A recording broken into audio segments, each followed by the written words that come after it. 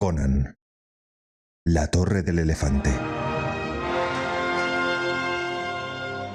Siguiendo hacia el sur y pasando por las abruptas montañas que separan los pueblos iborios del este de las estepas turanias, Conan llega finalmente a Arejún, la conocida ciudad de los ladrones de Zamora.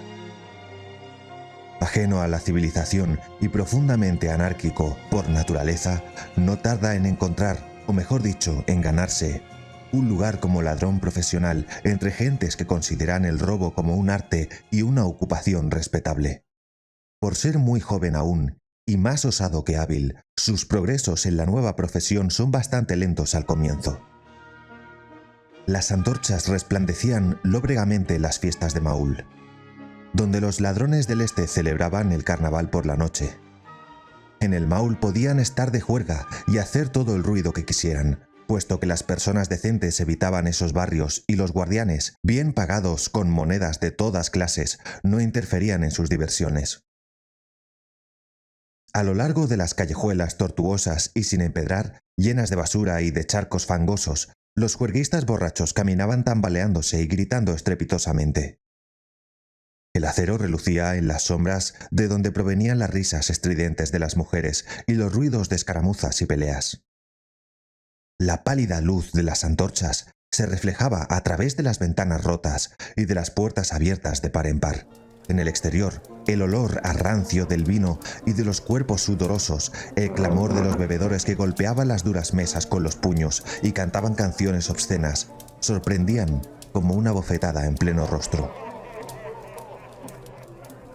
Las risotadas resonaban estrepitosamente en el techo bajo y manchado por el humo de uno de aquellos antros donde se reunían pícaros de todo tipo, reluciendo toda clase de andrajos y harapos. Había rateros furtivos, raptores lascivos, ladrones de dedos ágiles, bravucones jactanciosos con sus mozas, mujeres de voces estridentes vestidas con ropas no menos chillonas. Los bribones del lugar eran mayoría, zamorios de piel oscura y ojos negros, con dagas en sus cintos y astucia en los corazones. Pero también había allí lobos de varios pueblos extranjeros. Llamaba la atención un gigante hiperbóreo renegado, taciturno, peligroso, con un sable colgando de su lúgubre y feroz corpachón, puesto que los hombres llevaban el acero sin disimulo en el Maul. Había también un falsificador shemita, de nariz ganchuda y rizada barba de color negro azulado. Un poco más allá, una moza britunia, de mirada descarada, sentada sobre las rodillas de un hombre de Gunderland, de cabello leonado. Se trataba de un mercenario errante, un desertor de algún ejército derrotado, y el obeso y grosero bribón, cuyas bromas brocaces eran motivo de regocijo general, era un secuestrador profesional que había venido de la lejana tierra de Koth para enseñar a los zamorios a raptar mujeres, si bien estos conocían mucho mejor este arte de lo que aquel hombre pudiera saber jamás. El cotiano hizo una pausa en la descripción de los encantos de una de sus posibles víctimas y se llevó a la boca una enorme jarra de espumeante cerveza.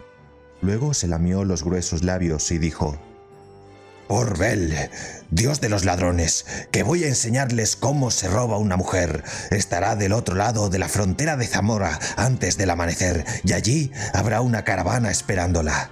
Un conde de Ofir me prometió 300 piezas de plata por una esbelta joven britunia de buena familia. Estuve vagando varias semanas por las ciudades fronterizas, donde me hacía pasar por mendigo, hasta que encontré una que valiera la pena. ¡Ah, qué guapa es esta golfa!». Cuando terminó de decir esto, echó al aire un beso lascivo. «Conozco señores de Shem que darían por ella el secreto de la Torre del Elefante», dijo volviendo a su cerveza. Alguien tiró de la manga de su túnica y el hombre volvió la cabeza, frunciendo el entrecejo por la interrupción. Vio entonces a un joven alto y corpulento que se encontraba de pie a su lado. El desconocido estaba tan fuera de lugar en ese antro como un lobo gris entre las ratas de las cloacas. Su pobre y raída túnica dejaba ver las fornidas líneas de su fuerte cuerpo, sus anchos y recios hombros, el pecho macizo, la fina cintura y los brazos fuertes y musculosos. Su piel estaba bronceada por los soles remotos, sus ojos eran azules y fogosos, y una desgreñada melena negra coronaba su amplia frente. De su cinto colgaba una espada dentro de una vieja vaina de cuero. El hombre de Koth retrocedió involuntariamente, porque el hombre no pertenecía a ninguna de las razas civilizadas que conocía. «Has mencionado la Torre del Elefante», dijo el forastero hablando en lengua zamoria con acento extranjero. «He oído muchas cosas acerca de esa torre. ¿Cuál es su secreto?» La actitud del muchacho no parecía amenazadora, y el valor del cotiano había aumentado por efectos de la cerveza y la manifiesta aprobación del público. El hombre lo miró henchido de vanidad y dijo: «¿El secreto de la Torre del Elefante?», exclamó. «Bueno, cualquier imbécil sabe que el sacerdote Yara vive allí con la enorme joya llamada Corazón de Elefante. Ese es el secreto de su magia».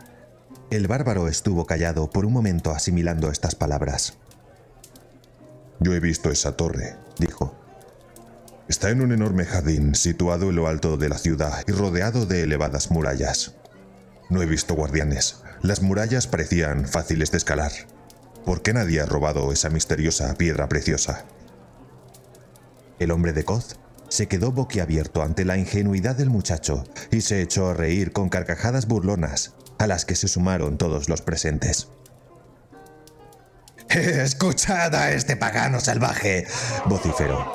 «Pretende robar la joya de Yara. Escucha, muchacho», dijo dirigiéndole una mirada siniestra al joven. «Vaya, supongo que eres una especie de bárbaro del norte». «Soy cimerio», respondió el forastero con tono poco amistoso. La respuesta y el modo en que lo dijo no significaba casi nada para el hombre de Koth. Se trataba de un remoto reino del sur, en las fronteras de Shem, y él solo conocía vagamente las razas del norte. «Entonces presta atención y aprende, muchacho», dijo apuntando con su jarra de cerveza al desconcertado joven. «Debes saber que en Zamora, y especialmente en esta ciudad, hay más intrépidos ladrones que en cualquier otro lugar del mundo, incluido Koth. Si algún mortal hubiera sido capaz de robar la piedra preciosa, puedes estar seguro de que habría desaparecido hace mucho tiempo. Tú hablas de escalar las murallas, pero una vez que lo hubieras hecho, desearías irte de inmediato. Por la noche no hay guardianes, es decir, guardianes humanos, en los jardines por una buena razón. Pero en el cuarto de guardia, en la parte inferior de la torre, hay varios hombres armados, y aun si lograras escabullirte entre los que rondan por los jardines de noche, tendrías que eludir a los soldados, porque la gema está guardada en algún lugar de la parte superior de la torre». «Pero si alguien consiguiera atravesar los jardines», arguyó el cimerio, «¿por qué no iba a poder llegar hasta la gema por la parte superior de la torre, eludiendo de ese modo a los soldados?» El hombre de Koth lo miró atónito una vez más. «¡Oíd lo que dice!», gritó en tono burlón. «Este bárbaro debe ser un águila capaz de volar hasta el borde enjollado de la torre, que se halla a tan solo 50 metros de altura y que tiene las paredes más lisas y resbaladizas que el cristal pulido». El cimerio miró furioso a su alrededor, molesto por las carcajadas burlonas con que los presentes acogieron esas palabras. Él no veía nada gracioso en ello y era demasiado ajeno a la civilización para comprender la falta de cortesía. Los hombres civilizados son menos amables que los salvajes porque saben que pueden ser más descorteses sin correr el riesgo de que les partan la cabeza. Estaba desconcertado y contrariado y habría salido corriendo de allí, avergonzado, pero el cotiano decidió seguir mortificándole. «¡Anda, anda!», gritó. «Cuéntales a estos pobres hombres que han sido ladrones desde antes que te engendraran. Diles cómo robarías tú la piedra». «Siempre hay alguna manera de hacerlo, si el deseo está unido al valor», contestó el cimerio en tono tajante y lleno de rabia. El hombre de Koth lo tomó como un insulto personal y se puso rojo de ira. «¿Cómo?», bramó. «¿Te atreves a enseñarnos nuestro oficio y a insinuar que somos unos cobardes? ¡Vete! ¡Fuera de mi vista!», gritó empujando al cimerio con violencia. «¿Primero te burlas de mí y ahora me pones las manos encima?», dijo el bárbaro con tono crispado, sintiendo que le invadía la cólera y devolviendo el empujón con un manotazo que hizo caer al hombre que lo molestaba de espaldas sobre la tosca mesa. La cerveza se derramó sobre la cara del cotiano y este desenvainó la espada hecho una furia. «¡Perro pagano!», vociferó. «¡Te voy a arrancar el corazón por esto!».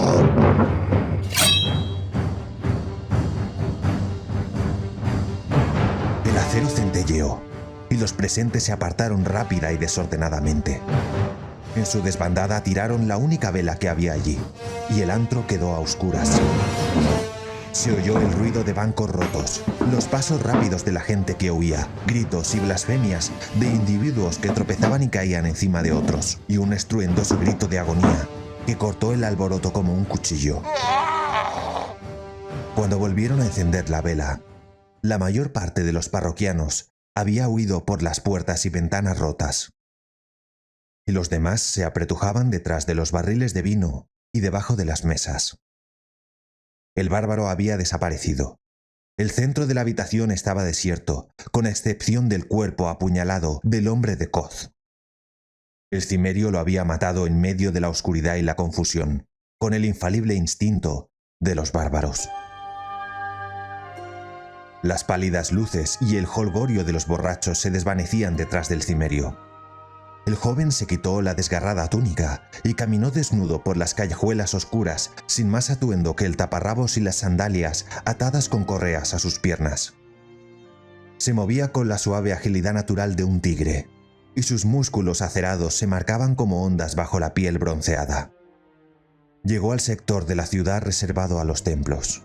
Por todas partes, brillaban a la luz de las estrellas las níveas columnas de mármol, las cúpulas doradas y los arcos plateados, los altares de los innumerables y extraños dioses de Zamora. El muchacho no pensó mucho en estos dioses. Sabía que la religión de los zamorios, como todo lo que se refería a un pueblo civilizado y asentado desde hace mucho tiempo en el lugar, era intrincada y compleja, y había perdido en gran medida su prístina esencia original en medio de un laberinto de fórmulas y rituales. Había estado muchas horas en cuclillas, en los patios de los filósofos, escuchando los razonamientos y discusiones de teólogos y maestros, y se había ido de allí confuso y perplejo, y con una sola idea clara, que estaban todos locos. Sus dioses eran simples y comprensibles. Crom era su jefe y vivía en una gran montaña, desde donde sentenciaba el destino de la muerte de los hombres. Era inútil invocar a Crom, porque era un dios tenebroso y salvaje que odiaba a los débiles. Pero insuflaba valor a los hombres en el momento de nacer, así como la voluntad y el poder de matar a los enemigos, lo que, para la mentalidad del cimerio, era lo único que cabía esperar de un dios. Las sandalias del joven no hacían ruido al caminar por el reluciente empedrado. No había guardianes, porque hasta los ladrones de Maul evitaban los templos, pues se sabía que habían caído extrañas maldiciones sobre los violadores. Delante de él, recortada contra el cielo, Conan vio la Torre del Elefante. Se preguntó asombrado por qué le habían dado ese nombre. Nadie parecía saberlo. Nunca había visto un elefante, pero tenía la vaga noción de que se trataba de un animal monstruoso, con una cola adelante y otra detrás. Eso, al menos, es lo que le había dicho un semita errante, que le juró que había visto miles de animales como esos en la tierra de los Hircanios, pero era bien sabido lo mentirosos que son los hombres de Shem. De todos modos, no había elefantes en Zamora. La torre resplandecía con un fulgor frío bajo el cielo nocturno. A la luz del sol, en cambio, su brillo era tan deslumbrante que pocas personas podían soportarlo. Se decía que estaba hecha de plata. Era redondeada y tenía la forma de un cilindro fino y perfecto, de casi 50 metros de altura, y su borde brillaba a la luz de las estrellas debido a las enormes joyas que lo adornaban. La torre se alzaba entre los árboles exóticos y cimbreantes de un jardín situado a gran altura. Había una gran muralla alrededor de este jardín y por fuera un terreno intermedio rodeado asimismo por un muro. No se veía ninguna luz. Parecía que la torre tuviera ventanas, al menos por encima del nivel de la muralla interior. Tan solo las gemas de la cúpula brillaban con un resplandor helado bajo el firmamento. Los matorrales cubrían la parte de la muralla exterior de menor altura. El cimerio se acercó al paredón y lo midió con la mirada. Era alto, pero él podía saltar y alcanzar el borde con los dedos. Luego sería un juego de niños tomar impulso y pasar al otro lado. Y no tenía duda de que podría salvar la muralla interior de la misma manera. Pero vaciló al pensar en los extraños peligros que, según se decía, le esperaban a quien entrase allí. Esa gente le resultaba extraña y misteriosa. No eran de raza y ni siquiera tenían la misma sangre que los britunios más occidentales, los nemedios, los cotios y los aquilonios, de cuyas culturas y misterios había oído hablar. Los zamorios, en cambio, eran un pueblo muy antiguo y, por lo que pudo apreciar, muy maligno. Pensó en Yara, el sumo sacerdote que condenaba a los hombres y lanzaba extrañas maldiciones desde su enjollada torre. Y se le pusieron los pelos de punta al recordar la leyenda que le contó un paje ebrio de la corte, según la cual Yara se había reído en la cara de un príncipe hostil y alzó delante de él una gema que brillaba con un resplandor incandescente y maligno, de la que emergieron unos rayos cegadores que envolvieron al príncipe. Este cayó al suelo dando un grito y quedó reducido a un marchito bulto oscuro que se convirtió en una araña negra y, cuando ésta trató de huir frenéticamente, Yara la aplastó con el pie. Yara no salía con frecuencia de su torre mágica, y cuando lo hacía era para lanzar una maldición y hacer el mal a algún hombre o pueblo. El rey de Zamora le temía más que a la muerte, y estaba siempre borracho porque era la única forma de soportar el miedo. Yara era muy viejo. La gente decía que tenía cientos de años y agregaba que viviría eternamente debido al poder mágico de su piedra preciosa, que los hombres llamaban corazón de elefante. Esta era la única razón por la que llamaban Torre del Elefante a su morada. El cimerio, enfrascado en estos pensamientos, corrió rápidamente hacia la muralla. Oyó unos pasos quedos dentro del jardín y un sonido metálico de acero, y se dijo que, a pesar de lo que afirmaban, un guardia rondaba por aquellos jardines. Conan esperó para ver si lo oía pasar nuevamente, pero el silencio era total en aquellos misteriosos jardines. Finalmente la curiosidad pudo más que él. Dio un ligero salto, apoyó una mano en la muralla y, de un impulso, saltó hacia arriba. Se tendió de bruces sobre el ancho borde y miró hacia abajo para observar el amplio espacio que había entre las murallas. No había ningún arbusto, pero vio unas matas cuidadosamente recortadas cerca de la muralla interior. La luz de las estrellas alumbraba el cuidado césped y se oía el rumor de una fuente. El cimerio se dejó caer sigilosamente hacia el interior y desenvainó la espada mirando en todas direcciones. Se estremeció de miedo, como todos los salvajes cuando ven sin protección bajo la desnuda luz de las estrellas, y avanzó paso ligero hacia la curva de la muralla, pegado a su sombra, hasta que se encontró frente al matorral que había visto antes. Entonces corrió velozmente hacia allí y casi tropezó con un bulto que había en el suelo entre los arbustos. Una rápida mirada en todas direcciones le aseguró que no había ningún enemigo a la vista. Entonces se agachó para investigar. Sus agudos ojos le permitieron descubrir, aún en la semioscuridad, a un hombre corpulento que llevaba una armadura plateada y el casco con el penacho de la Guardia Real Zamoriana. Junto a él había un escudo y una lanza, y se dio cuenta de inmediato de que el hombre había sido estrangulado. El hombre miró preocupado a su alrededor. Supo enseguida que aquel hombre debía de ser el guardia que había oído pasar desde su escondite. En ese breve intervalo de tiempo, unas manos anónimas habían emergido de la oscuridad para quitarle hasta el último hálito de vida al soldado. Aguzando la vista en la penumbra, vio que alguien se movía entre los arbustos próximos a la muralla. Se dirigió hacia allí empuñando la espada. No hizo más ruido que el que hubiera hecho una pantera acechando furtivamente en la noche. Pero a pesar de ello, el hombre al que seguía lo oyó. El cimerio alcanzó a ver un enorme cuerpo cerca de la muralla y se sintió aliviado al comprobar que al menos era una figura humana. Entonces el individuo giró rápidamente sobre sus talones y lanzó un grito de asombro que detonaba pánico. Hizo ademán de dar un salto hacia adelante, con las manos extendidas, pero retrocedió al ver el brillo de la espada de Conan. Durante unos segundos llenos de tensión, ninguno dijo una palabra, sino que esperaron atentos a lo que pudiera ocurrir. «Tú no eres un soldado», dijo finalmente el extraño en voz muy baja. «Tú eres un ladrón igual que yo». «¿Y quién eres tú?», preguntó el cimerio con un susurro receloso. «Soy Taurus de Nemedia». El joven bárbaro bajó su espada y dijo: «He oído hablar de ti. Todos te llaman el príncipe de los ladrones». El extraño le contestó con una risa contenida.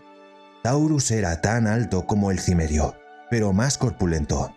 Aunque tenía un voluminoso vientre y era gordo, cada uno de sus movimientos denotaba un magnetismo dinámico y sutil, que se reflejaba en sus penetrantes ojos que brillaban como centellas, llenos de vida, aun a la luz de las estrellas.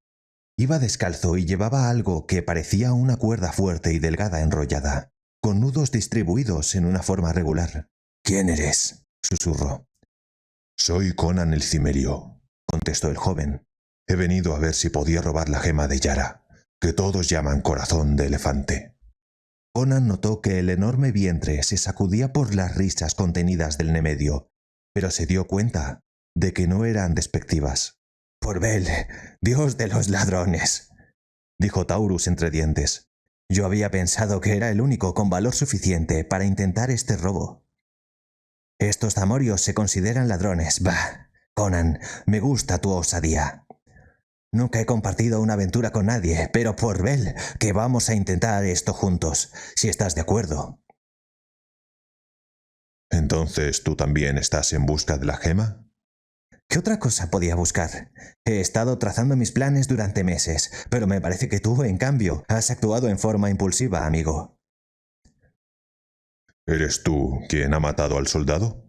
«Por supuesto, me arrastré por la muralla cuando él estaba en el otro extremo del jardín. Cuando me escondí entre los matorrales me oyó, o creyó haber oído algo. En el momento en que cometió el error de venir hacia mí, fue muy fácil ponerme detrás de él y apretarle el cuello por sorpresa, asfixiándolo hasta que exhalara el último suspiro de su necia vida. Era como casi todos los hombres, medio ciego en la oscuridad». «Pero has cometido un error», dijo Conan. Los ojos de Taurus se encendieron de cólera cuando dijo: «¿Un error yo? ¡Imposible!». «Deberías haber ocultado el cadáver entre los arbustos». «El novato pretende enseñar su arte al maestro. Debes saber que no cambian la guardia hasta pasada la medianoche. Si alguien viene a buscarlo ahora y encuentra su cuerpo, irá a comunicarle inmediatamente la noticia a Yara, lo que nos daría tiempo para escapar. Pero si no lo hallaran, rastrearían los arbustos y nos atraparían como ratas en una trampa». «Tienes razón», admitió Conan. «Así es. Ahora escucha. Estamos perdiendo tiempo con esta maldita discusión. No hay guardianes en el jardín interior. Quiero decir, guardianes humanos. Aunque hay centinelas que son mucho más peligrosos aún. Es su presencia la que me ha detenido durante tanto tiempo. Pero finalmente he descubierto una forma de burlarlos». «¿Y qué me dices de los soldados que vigilan en la parte inferior de la torre?». «El viejo Yara vive en las habitaciones superiores. Por ese camino entraremos y saldremos, espero. No me preguntes cómo, he planeado una forma de hacerlo. Nos introduciremos furtivamente por la parte superior de la torre y estrangularemos al viejo Yara antes de que nos pueda hechizar con alguno de sus condenados maleficios. Al menos lo intentaremos. Corremos el riesgo de que nos convierta en arañas o en sapos asquerosos, pero por otro lado tenemos la posibilidad de obtener toda la riqueza y el poder del mundo. Un buen ladrón debe saber correr riesgos». «Iré hasta donde sea», dijo Conan, quitándose las sandalias. «Entonces sígueme». Taurus terminó de decir esto y se volvió, tomó impulso, se aferró a la muralla y saltó. La agilidad de aquel hombre era asombrosa, teniendo en cuenta su tamaño. Parecía casi deslizarse hacia el borde del muro. Conan lo siguió, y cuando estaba de bruces sobre el ancho paredón, hablaron en voz baja. «No veo ninguna luz», dijo Conan entre dientes. La parte inferior de la torre se parecía mucho a la parte que se veía desde fuera del jardín. Un cilindro perfecto y brillante, que no parecía tener ninguna abertura. «Hay puertas y ventanas hábilmente construidas», respondió Taurus, «pero están cerradas. Los soldados respiran el aire que viene de arriba». El jardín era un vago conjunto de sombras cubiertas de pequeños árboles donde se balanceaban sobriamente en la oscuridad ligeros arbustos. El cauto espíritu de Conan sintió el aura amenazadora que se cernía sobre aquel lugar. Percibió la mirada ardiente de unos ojos invisibles y sintió un aroma sutil que le erizó instintivamente el pelo de la nuca, como a los sabuesos cuando huele la presencia de su antiguo enemigo. «Sígueme», susurró Taurus. «Ven detrás de mí si aprecias en algo tu vida». Extrayendo de su cinto lo que parecía ser un tubo de cobre, el nemedio se dejó caer nuevamente encima del césped interior. Conan lo seguía de cerca con la espada preparada, pero Taurus lo empujó hacia atrás contra la pared y se quedó inmóvil. Estaba en una actitud de tensa expectación y su mirada, al igual que la de Conan, estaba fija en las sombras de los arbustos que había cerca de allí. La mata se movía a pesar de que la brisa había dejado de soplar. En ese momento, vieron dos enormes ojos resplandecientes entre las ondulantes sombras, y detrás de estos pudieron ver otros destellos de fuego que centelleaban en la oscuridad. «¡Leones!», musitó Conan. «Sí, de día los encierran en unas cavernas subterráneas que hay debajo de la torre. Por eso no hay guardianes en este jardín». Conan contó rápidamente con los ojos y dijo: «Yo veo 5, pero quizá haya más en los matorrales. Nos atacarán de un momento a otro». «¡Silencio!», dijo Taurus en voz muy baja, apartándose del muro con prudencia, como si estuviera caminando sobre cuchillas y alzando el delgado tubo. Se oían ruidos sordos provenientes de las sombras y se veía avanzar los ojos resplandecientes.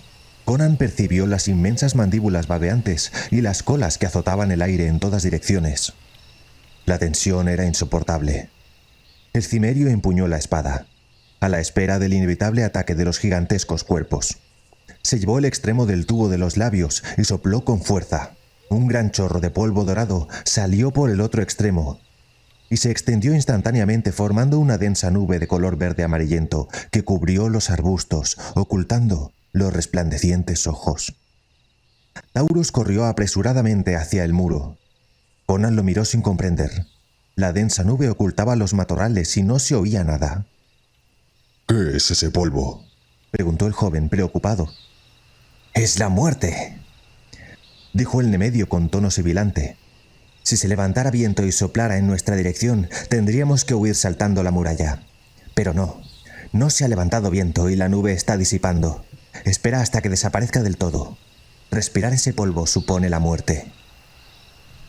Finalmente quedaron flotando solo unas tenues nubecillas amarillentas en el aire. Cuando desaparecieron, Taurus indicó a su compañero con la mano que avanzara. Se dirigieron sigilosamente hacia los arbustos, y Conan quedó boquiabierto. Tendidos en el suelo entre las sombras yacían 5 cuerpos de color pardo, cuya mirada feroz se había extinguido para siempre. Un olor dulzón y empalagoso persistía en el aire. «Murieron sin alzar un solo rugido», murmuró el cimerio. «Taurus, ¿qué era ese polvo?». Estaba hecho con flores de loto negro, que crecen en las selvas remotas de Kitai, en la que solo habitan los monjes de cráneo amarillo de Yun. Esas flores causan la muerte al que las huele. Conan se arrodilló al lado de los enormes animales muertos, asegurándose de que no podían hacerle daño. Movió la cabeza pensando que la magia de las tierras exóticas era terrible y misteriosa a los ojos de los bárbaros del norte. «¿Por qué no matamos a los soldados de la torre de la misma manera?», preguntó el muchacho. Porque ese era todo el polvo que tenía. Su obtención fue una hazaña que por sí sola hubiera bastado para hacerme famoso entre todos los ladrones del mundo. Lo robé de una caravana que se dirigía a Estigia y me apoderé de él. con su bolsa tejida con hilos de oro, cogiéndola entre los anillos de la inmensa serpiente que los cuidaba, sin ni siquiera despertarla. Pero, vamos ya, por Bel. ¿Vamos a pasarnos toda la noche hablando? Entonces se arrastraron entre los arbustos hasta llegar a la fulgurante base de la torre. Y allí, imponiendo silencio con un gesto, Taurus desenrolló la cuerda de nudos, en uno de cuyos extremos había un fuerte gancho de acero. Conan intuyó cuál era su plan, y no hizo ninguna pregunta. Entretanto, el Nemedio cogió la soga a corta distancia del gancho y comenzó a hacerla girar sobre su cabeza. Conan apoyó su oreja sobre la lisa superficie del muro para ver si escuchaba algo, pero no oyó nada. Evidentemente, los soldados que estaban dentro no sospechaban la presencia de los intrusos, que habían hecho menos ruido que el viento de la noche soplando entre los árboles. Sin embargo, el bárbaro sentía un extraño nerviosismo. Tal vez fuera por el olor de los leones que se percibía en todas partes. Taurus lanzó la cuerda con un movimiento uniforme y ondulante de su fuerte brazo. El gancho trazó una extraña curva, difícil de describir, y desapareció por encima del enojado borde. Aparentemente quedó muy bien sujeto, pues los cuidadosos tirones del hombre no consiguieron aflojarlo.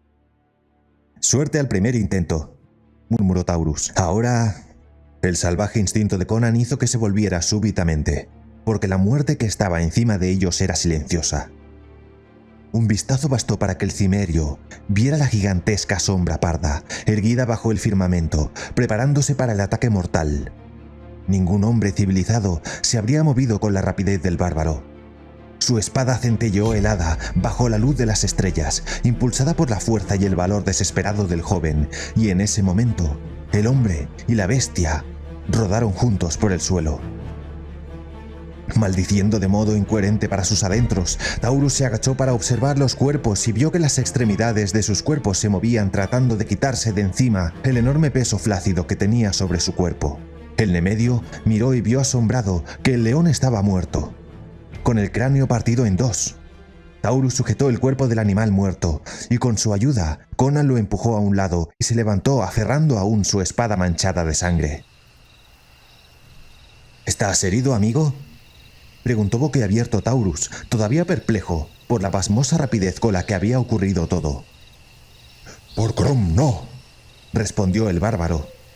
«Pero me he liberado por poco, porque esa maldita bestia no rugió en el momento de atacar». «Todo es extraño en este jardín», dijo Taurus. «Los leones atacan en silencio, al igual que las otras muertes. Pero sigamos. Aunque hemos hecho poco ruido en la pelea, los soldados pueden haber oído algo, a menos que estén dormidos o borrachos. Esa fiera estaba en alguna otra parte del jardín y escapó a la muerte de las flores. Pero seguramente ya no hay más animales. Ahora debemos trepar por esa cuerda. Imagino que no es necesario preguntar a un cimerio si puede hacerlo». «Si resiste mi peso», dijo Conan con un gruñido, mientras limpiaba su espada en la hierba. «Puede aguantar 3 veces mi propio peso», repuso Taurus. «Está hecha con trenzas de mujeres muertas, que yo mismo cogí de sus tumbas a medianoche, y que luego sumergí en la mortífera savia del árbol de upas para hacerlas resistentes. Yo subiré primero, y luego me seguirás tú de cerca». El Nemedio aferró la soga enganchando una rodilla en ella, y comenzó el ascenso. Subió como un gato, a pesar de la aparente torpeza de su pesado cuerpo. El cimerio fue tras él. La cuerda oscilaba y giraba sobre sí misma, pero los hombres siguieron escalando. Ambos habían trepado por lugares más difíciles en otras ocasiones. Veían el resplandor del borde enjollado de la torre por encima de ellos, que sobresalía un poco de la pared perpendicular, de modo que la cuerda colgaba a unos 50 centímetros a los lados de la torre, lo que facilitaba el ascenso. Continuaron trepando en silencio, viendo cómo las luces de la ciudad se hacían más pequeñas a medida que subían, y el brillo de las estrellas se atenuaba por el resplandor de las joyas que adornaban el borde del edificio. Por fin Taurus tendió una mano y se aferró al borde, y con un impulso saltó al otro lado. Conan se detuvo en un momento en el borde mismo, fascinado por las enormes y frías joyas cuyo fulgor lo deslumbraba. Había diamantes, rubíes, esmeraldas, zafiros, turquesas y piedras de la luna incrustadas como rutilantes estrellas en un cielo de plata luciente. Desde lejos su brillo se fundía en un solo resplandor blanco, Pero ahora, de cerca, centelleaban con 1.000.000 de matices que cubrían todo el arco iris, hipnotizando al muchacho con sus reverberaciones. Aquí hay una fabulosa fortuna, Taurus, susurró el joven. «Apresúrate, si conseguimos el corazón, esto y todo lo demás será nuestro», le contestó el Nemedio con un gesto de impaciencia. Conan trepó por el fulgurante borde. El techo de la torre estaba a unos metros por debajo del saliente enjollado. Era plano y estaba hecho de una sustancia de color azul oscuro, amalgamado en oro, de modo que el conjunto parecía un enorme zafiro salpicado de brillantes polvos de oro. Del otro lado, parecía haber una especie de habitación construida sobre el techo, del mismo material que las paredes de la torre, adornada con figuras hechas con gemas más pequeñas. La única puerta que se veía era de oro macizo con paneles labrados e incrustaciones de piedras preciosas que resplandecían con un fulgor helado. Conan lanzó una mirada hacia el rutilante océano de luces que se desplegaban a lo lejos y miró a Taurus. El Nemedio estaba recogiendo y enrollando la soga. Enseñó a Conan el lugar en el que se había enganchado el acero y pudieron ver que la punta había quedado sujeta debajo de una resplandeciente joya en el lado interior del borde. «Tuvimos suerte una vez más», musitó el hombre. «Era de imaginar que el peso de ambos podría haber destrozado la piedra. Ahora sígueme, que los verdaderos peligros de nuestra aventura acaban de empezar. Estamos en la guardia de la serpiente y no sabemos dónde está escondida». Atravesaron a rastras la misteriosa y brillante terraza, como tigres detrás de su presa, y se detuvieron delante de la puerta de oro. Con mano cautelosa y hábil, Taurus la empujó un poco y ésta se abrió sin ofrecer resistencia. Ambos miraron hacia el interior, en guardia contra lo que pudiera suceder. Por encima del hombro del Nemedio, Conan vio una resplandeciente habitación, cuyas paredes, cielo raso y suelo estaban cubiertos de enormes joyas blanquecinas que la iluminaban con un brillo deslumbrante. No había señales de vida. «Antes de cortar nuestra retirada», dijo Taurus en voz baja, «vuelve al borde de la torre y mira en todas direcciones. Si ves algún movimiento de soldados en los jardines o cualquier otra señal sospechosa, vuelve a decírmelo. Yo te espero aquí». Conan no veía razones para ello, por lo que tuvo una leve sospecha en su cauto ánimo respecto a su compañero, pero a pesar de ello, hizo lo que Taurus le pedía. En cuanto Conan se dio la vuelta, el Nemedio se deslizó hacia el interior de la habitación y cerró por dentro. Conan se arrastró hacia el borde de la torre, y después de comprobar que no había ningún movimiento sospechoso en los ondulantes matorrales de abajo, regresó a la puerta de la torre, y de repente oyó un grito ahogado desde el interior. El cimerio electrizado dio un salto y la puerta se abrió de par en par, dejando ver la silueta de Taurus recortada contra el frío fulgor del fondo. El hombre se tambaleó y sus labios se entreabrieron, pero solo se oyó un estertor seco. Aferrándose a la puerta dorada, en busca de apoyo, dio unos pasos vacilantes por la terraza y luego se desplomó de bruces, apretándose la garganta.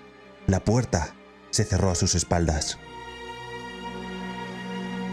Conan, encogido como una pantera acorralada, no vio nada detrás del Nemedio herido en el breve instante en que la puerta estuvo abierta, salvo una engañosa sombra que cruzó como una flecha por el reluciente suelo.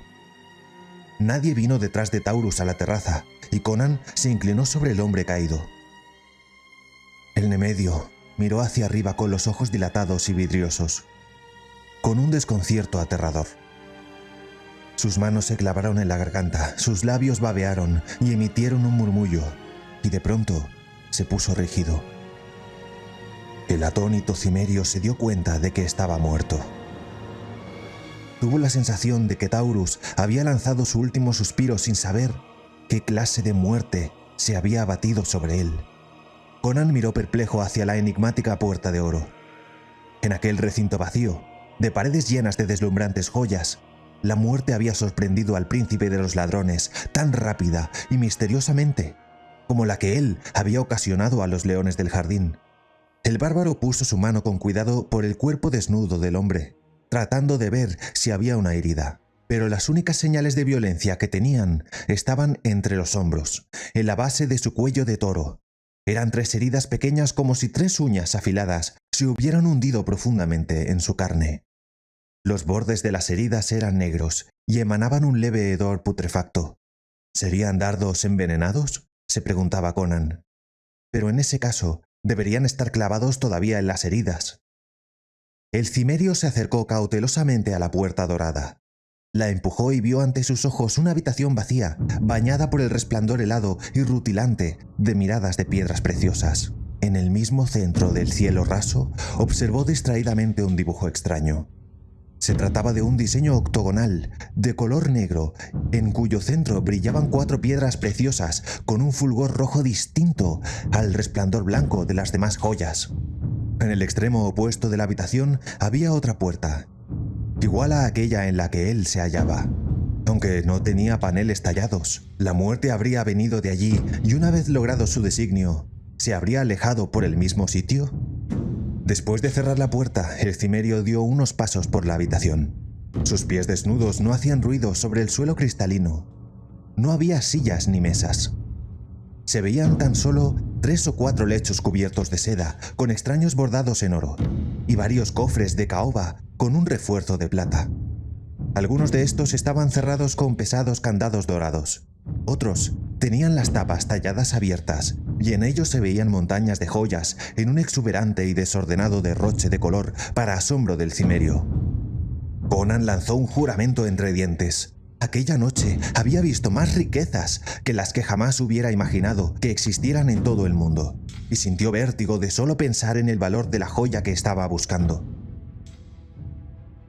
Se encontraba en el centro de la habitación y avanzó cautelosamente, con la cabeza alta y empuñando la espada, cuando la muerte lo atacó de nuevo silenciosamente. Una sombra pasó volando por el resplandeciente suelo como una única advertencia.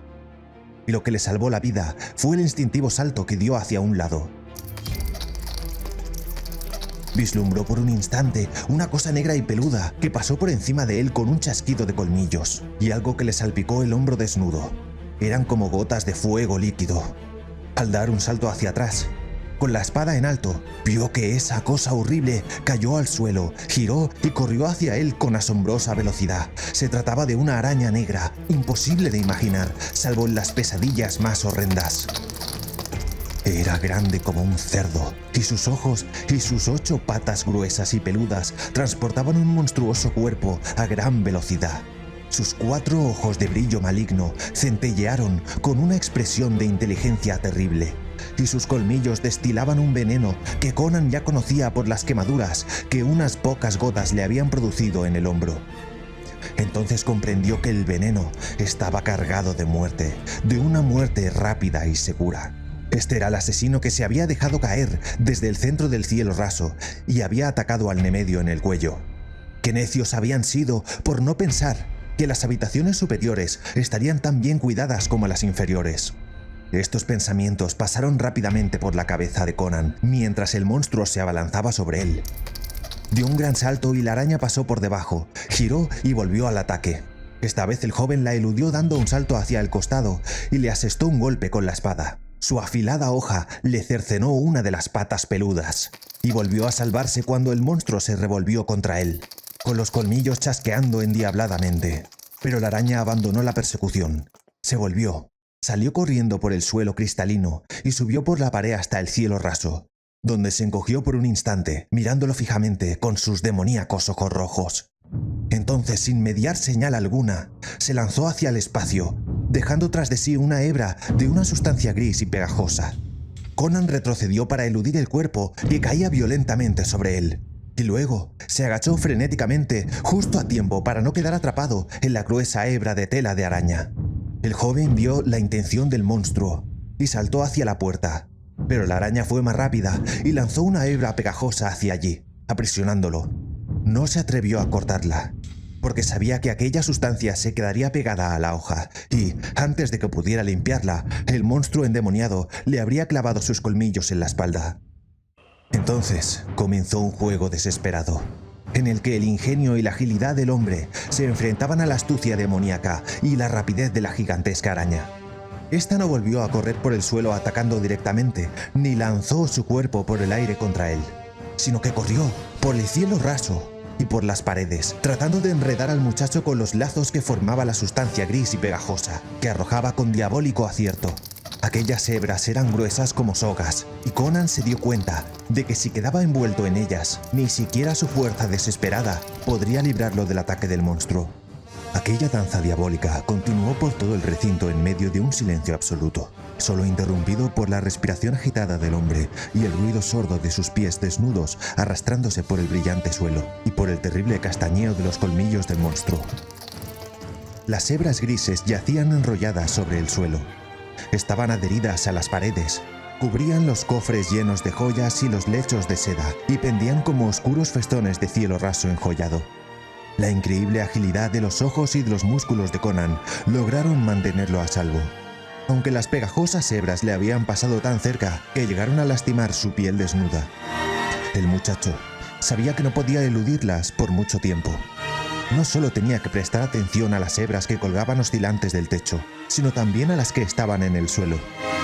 Tarde o temprano, las hebras pegajosas lo envolverían como una serpiente, y entonces, envuelto como un gusano en el capullo de seda, estaría a merced del monstruo. La araña atravesó la habitación corriendo, con la hebra gris ondulando detrás. Conan dio un gran salto y se subió a uno de los lechos. Con un rápido giro el monstruo se subió por la pared, y la hebra saltó del suelo como si estuviera viva, apresando el tobillo del cimerio. Este cayó al suelo tironeando frenéticamente para librarse de la tela de araña, que lo tenía cogido como un tornillo blando o el anillado cuerpo de una serpiente. El peludo monstruo bajó corriendo por la pared para consumar su captura. En el frenesí de la batalla, Conan cogió uno de los cofres de joyas y lo arrojó con todas sus fuerzas. El imponente proyectil fue a dar en medio de las negras patas y aplastó al monstruo contra la pared con un crujido sordo y repugnante.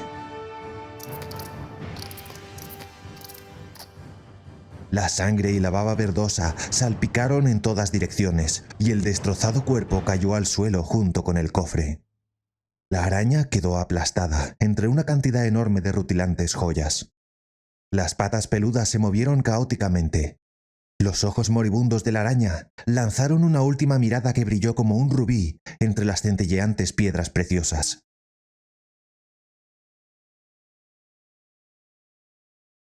Conan miró a su alrededor, y al ver que no aparecía otro monstruo, se aplicó a quitarse la telaraña que lo apresaba. La sustancia gris se adhería tenazmente a su tobillo y a sus manos, pero por fin consiguió liberarse. Cogió su espada y se abrió camino eludiendo los grises anillos y las hebras y se dirigió hacia la puerta interior. No podía imaginar los horrores que le esperaban allí. El cimerio estaba enardecido, y, puesto que había venido de tan lejos y superado tantos peligros, estaba resuelto a ir hasta el final de la aventura, ocurriera lo que ocurriese. Tuvo la sensación de que la joya que buscaba no se encontraba entre las que estaban desparramadas desordenadamente por la resplandeciente habitación.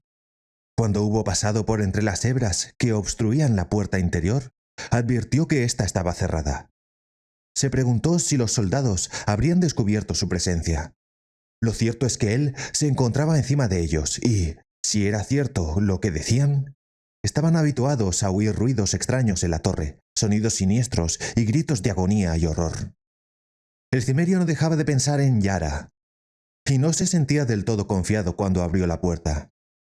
Pero solo alcanzó a ver un tramo de escalones plateados que descendían, apenas iluminados por una luz que no podía adivinar de dónde venía.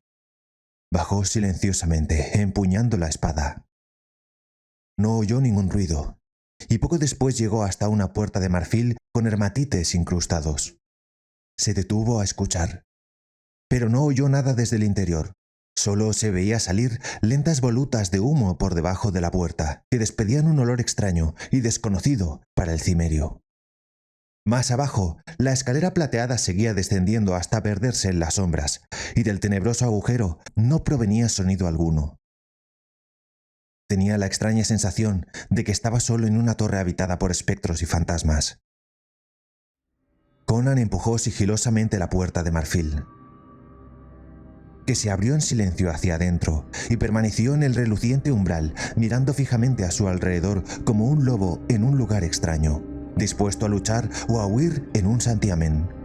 Se hallaba ante una amplia habitación con una enorme cúpula dorada. Las paredes eran de jade verde y el suelo de marfil estaba parcialmente cubierto por gruesas alfombras. El humo y el olor exótico del incienso provenían de un brasero apoyado sobre un trípode dorado, detrás del cual había un ídolo sentado sobre una especie de altar de mármol.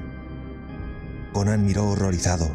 La imagen, desnuda, tenía cuerpo de hombre y era de color verde, pero la cabeza semejaba a una loca pesadilla. Era demasiado grande para el cuerpo y no tenía atributos humanos. Conan contempló las enormes orejas resplandecientes, la rizada trompa y los blancos colmillos de elefante que nacían a ambos lados de la trompa y terminaban en una esfera de oro. Tenían los ojos cerrados, como si estuviera durmiendo. He aquí, entonces, el motivo del nombre, la Torre del Elefante. Se parecía mucho a la de los animales descritos por el semita errante. Aquel era el dios de Yara, pero ¿dónde podía estar la gema sino escondida en el interior del ídolo, puesto que la piedra se llamaba corazón del elefante? A medida que Conan avanzaba, con los ojos fijos en el inmóvil ídolo, el cimerio se quedó paralizado por la sorpresa. No era una imagen, sino una cosa viva, y él estaba atrapado en su habitación. Un indicio de terror que lo paralizaba es el hecho de que no reaccionara al instante en un arrebato de frenesí, dejando libres instintos homicidas. Un hombre civilizado en su situación sin duda habría buscado refugio creyendo que estaba loco, pero a Conan no se le ocurrió dudar de sus sentidos.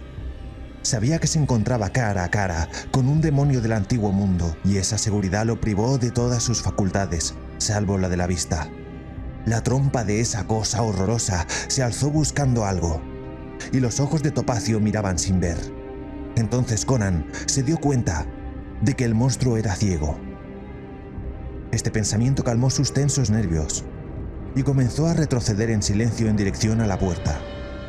Pero el engendro oía. La trompa sensible se estiró hacia él, y el muchacho quedó nuevamente helado de espanto cuando el extraño ser habló con una voz extraña y entrecortada, siempre en el mismo tono. El cimerio comprendió que aquella boca no fue creada para hablar un lenguaje humano. ¿Quién está ahí? Preguntó. ¿No tendrá fin esta agonía? ¿Has venido a torturarme de nuevo, Yara? ¿No te vas a cansar nunca? ¡Oh, Yakkosha! Las lágrimas rodaron por sus mejillas, y Conan observó las extremidades extendidas sobre el lecho de mármol. Sabía que el monstruo no podía levantarse para atacarlo. Conocía las marcas del tormento y las quemaduras del fuego, y por más duro que fuera, no podía evitar estar impresionado por las deformidades de lo que parecía haber sido un cuerpo tan bien constituido como el suyo. Y súbitamente, todo el miedo y el asco se convirtieron en una profunda compasión. Conan no sabía quién era ese monstruo, pero era tan evidente su terrible y patético sufrimiento que, sin saber por qué, le embargó una abrumadora tristeza. Sintió que estaba presenciando una tragedia cósmica y sintió vergüenza, como si la culpa de toda una raza hubiera caído sobre él. No soy Yara, dijo. Soy solamente un ladrón. No te haré daño. Acércate para que pueda tocarte, dijo la criatura con un titubeo. Y Conan se aproximó sin miedo, con la espada olvidada en su mano. La trompa sensible se alzó y palpó su rostro y sus hombros, como hacen los ciegos. El contacto era tan suave como el de la mano de una muchacha. tú no perteneces a la raza maligna de Yara. Suspiró la criatura. Llevas la marca de la fiereza pura y esbelta de las tierras desérticas. Conozco a tu gente desde antiguo. Los conocí con otro nombre hace mucho, mucho tiempo, cuando un mundo distinto alzaba sus brillantes torres hacia las estrellas. pero hay sangre en tus manos. Es de la araña que había en la habitación de arriba y de uno de los leones del jardín, musitó Conan. También has matado a un hombre esta noche, y hay muerte arriba en la torre. Lo siento, lo sé. Respondió el otro. Sí, el príncipe de los ladrones yace allí sin vida, admitió el cimerio, víctima de la picadura de un bicho. Así es, dijo con una extraña voz inhumana en una especie de canto monótono. un muerto en la taberna y un muerto en la terraza.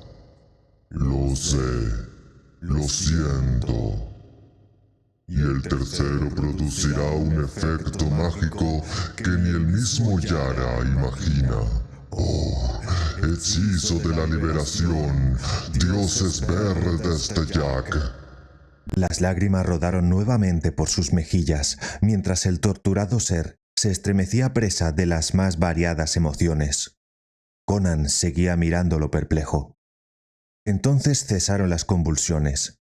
Los suaves ojos ciegos se volvieron hacia el cimerio y le hizo una seña con la trompa. Escucha, hombre. Dijo el extraño ser. Te parezco repugnante y monstruoso, ¿no es cierto? No contestes. Lo sé. Pero tú me parecerías igual de extraño si pudiera verte. Existen muchos mundos además de esta tierra, y la vida adopta diferentes formas.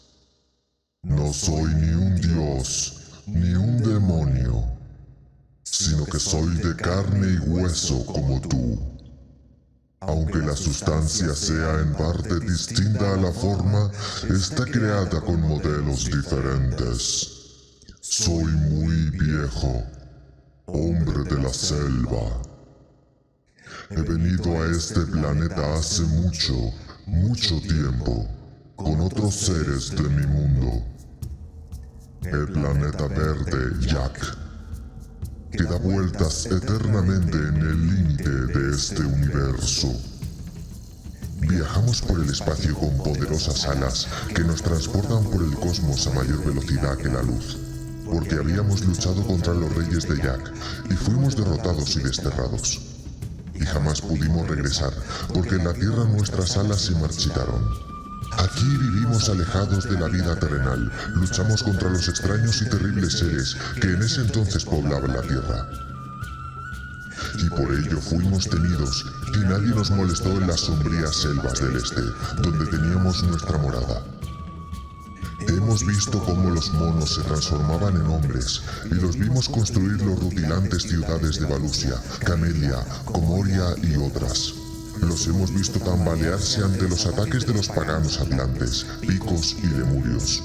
Hemos visto cómo los océanos se levantaban y sumergían a Atlantis y Lemuria, las islas de los Pictos y las brillantes ciudades de la civilización.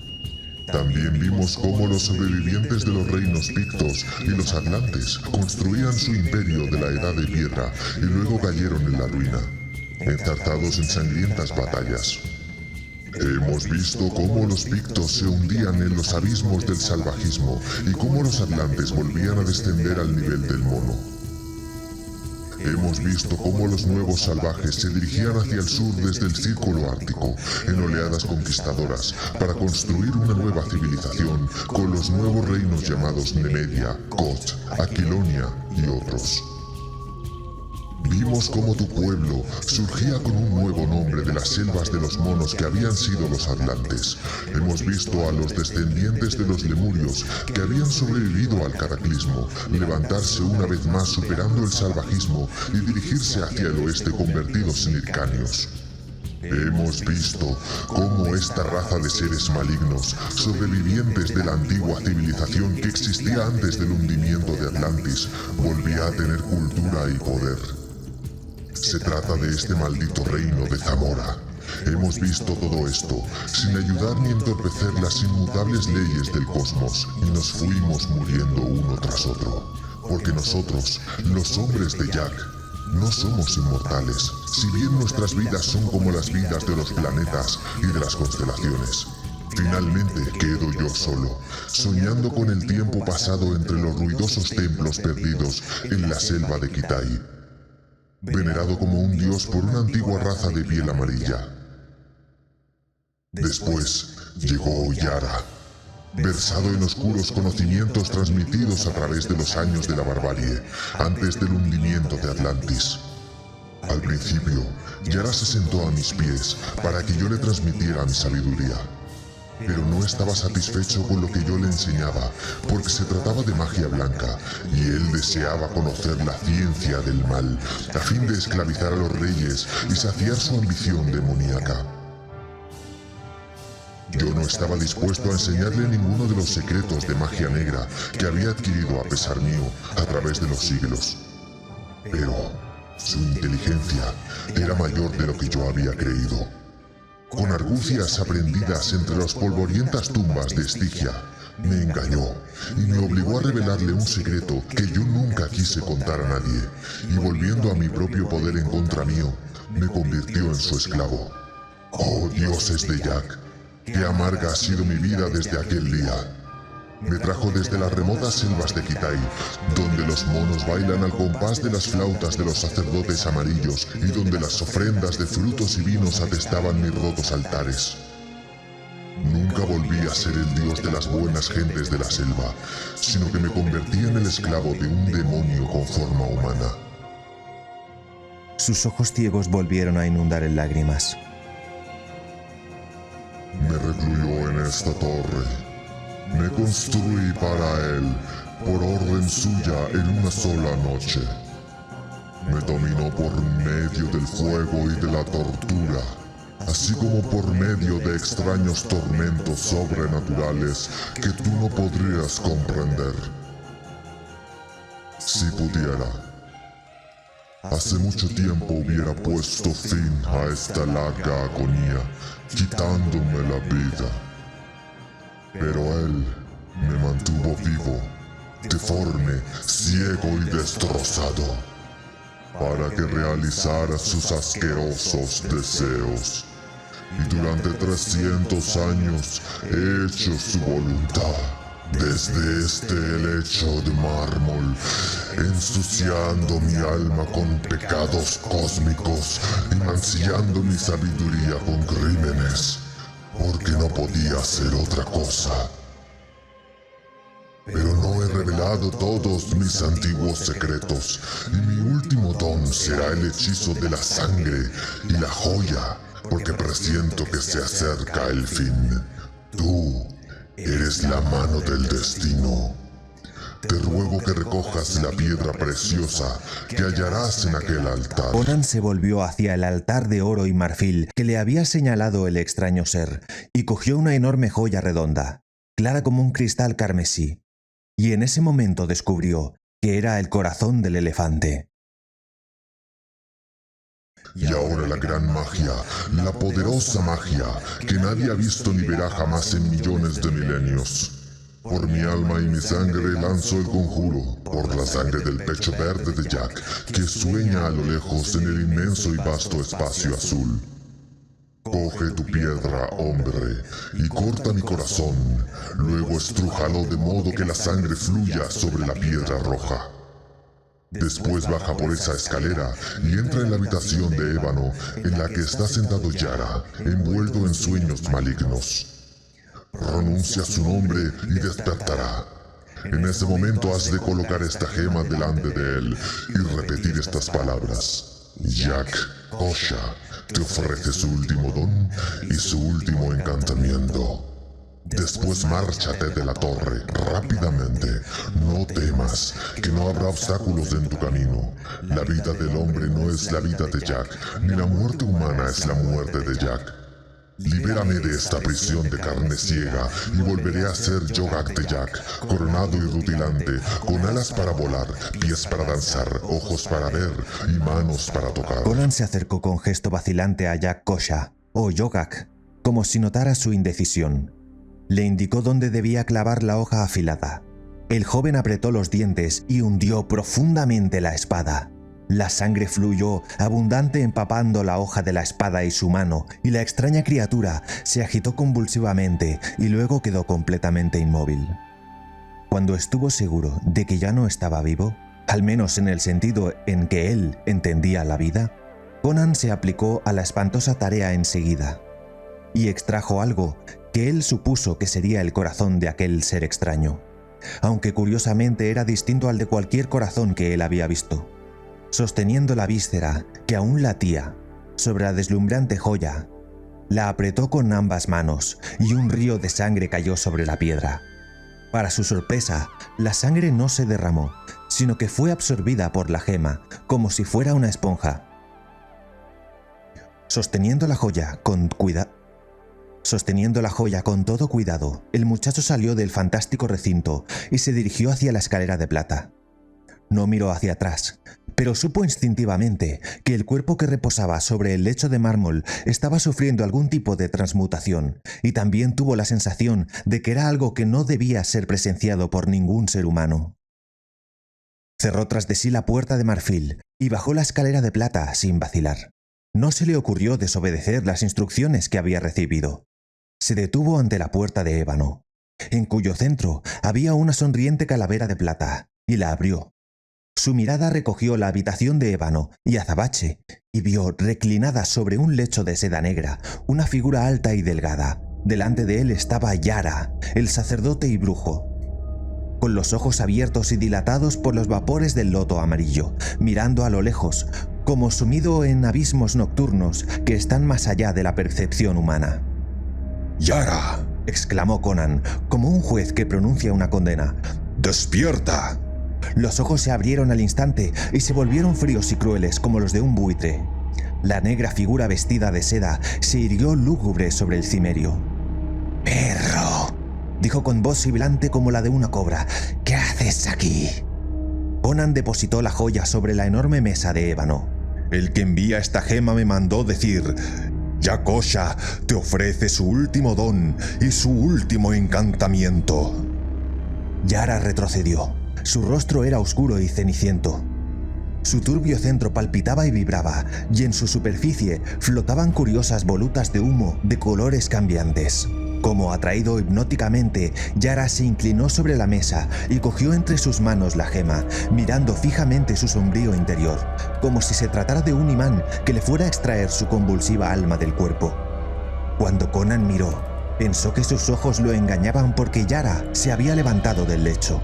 El sacerdote le había parecido gigantesco y ahora vio que la cabeza de Yara apenas le llegaba al hombro. El joven parpadeó desconcertado y por primera vez en toda la noche dudó de sus sentidos. Luego, conmocionado, se dio cuenta de que aquel sacerdote se hacía cada vez más pequeño delante de sus propios ojos. Conan observó con indiferencia, como quien ve una representación. Abrumado por la sensación de irrealidad, el cimerio ya no estaba seguro de su propia identidad. Solo sabía que estaba contemplando las manifestaciones externas de un juego invisible de colosales fuerzas exteriores que estaban más allá de su comprensión. Ahora Yara tenía el tamaño de un niño, y luego se tumbó sobre la mesa como un bebé, pero todavía aferraba la joya. De pronto el hechicero se dio cuenta de cuál era su destino y dando un brinco soltó la gema. Pero se hizo más pequeño aún, y Conan lo vio convertido en un cuerpo minúsculo que corría frenéticamente sobre la mesa de ébano, agitando los diminutos brazos y chillando como una rata. Ya era tan insignificante que la joya parecía una montaña a su lado. Conan vio que se cubría los ojos con las manos como si quisiera protegerse del fulgor, mientras se tambaleaba como un poseído. El muchacho sintió que una fuerza magnética invisible atraía a Yara hacia la gema. Dio 3 vueltas como un loco alrededor de la piedra e intentó volverse 3 veces y escapar a través de la mesa. Entonces el sacerdote lanzó un grito que sonó apagado. Alzó los brazos y corrió directamente hacia la resplandeciente bola. Inclinándose más aún, Conan vio cómo Yara trepaba por la superficie lisa y redonda con grandes esfuerzos, como un hombre que asciende por una montaña de hielo. Por fin el sacerdote llegó a la parte superior agitando los brazos e invocó los nombres de seres terribles que solo los dioses conocen, y de repente se hundió en el centro mismo de la joya, como un hombre que se hunde en el mar, y Conan vio cómo las volutas de humo se centraban sobre su cabeza. Luego la divisó en el centro carmesí de la gema, que se volvió transparente y cristalino, como quien contempla una imagen lejana en el tiempo y en el espacio. Entonces apareció en el mismo centro otra figura de color verde, brillante y alada, con cuerpo de hombre y cabeza de elefante, que ya no era ciego ni deforme. Yara extendió sus brazos y corrió como un loco, pero el Vengador fue tras él. En ese momento, la enorme joya desapareció, estallando como si fuera una bomba de jabón, en medio de fulgores iridiscentes, y la mesa de ébano quedó vacía al igual, intuyó Conan, que el lecho de mármol de la habitación de arriba, en el que había estado el cuerpo del extraño ser transcósmico llamado Yak-Kosha o Yogan. El cimerio se volvió y huyó de la habitación descendiendo por la escalera de plata. Estaba tan perplejo que no se le ocurrió escapar de la torre por donde había entrado. Bajó corriendo por el sinuoso y sombrío agujero plateado hasta llegar a una habitación más grande al pie de la resplandeciente escalera. Allí se detuvo un instante. Había llegado al cuarto de los soldados. Vio el brillo de sus plateadas corazas y de las enjolladas empuñaduras de sus espadas. Se habían desplomado sobre las mesas de banquetes, con las plumas oscuras ondeando sobriamente sobre los cascos de las cabezas caídas. Yacían entre los dados y entre las copas caídas, cuyo vino manchaba el suelo de color lapislázuli. Conan no sabía si se trataba de brujería, o de magia, o de la oculta influencia de las enormes alas verdes, pero su camino estaba libre de obstáculos. Había una puerta de plata abierta, recortada contra la claridad del alba. El cimerio salió a los verdes jardines y cuando la brisa del alba sopló inundándolo de la fresca fragancia de exuberantes plantas, se estremeció como si se despertara de un sueño. Se volvió con un gesto vacilante para mirar fijamente la enigmática torre en la que había estado hace un momento. ¿Estaba embrujado y preso de un encantamiento? ¿Había soñado todo lo que creía haber visto? Mientras se hacía estas preguntas, vio de repente que la rutilante torre, recortada contra el cielo escarlata del alba, y la cúpula incrustada de relucientes joyas que brillaban cada vez con más intensidad por los primeros rayos del sol, se tambaleó y cayó estrepitosamente, desintegrándose en minúsculas partículas resplandecientes. Y así termina La Torre del Elefante. Ha leído Audiolibros Charditronic, relato de Conan el Bárbaro de Robert E. Howard. La Torre del Elefante. A ver si subo audiolibros más a menudo, porque últimamente tengo poco tiempo, así que si te ha gustado este audiolibro, lo has leído al completo, te ruego por favor que comentes, des a like o te suscribas para yo saber si merece la pena seguir con estos audiolibros, ¿vale? Muchas gracias por escuchar y eso es todo.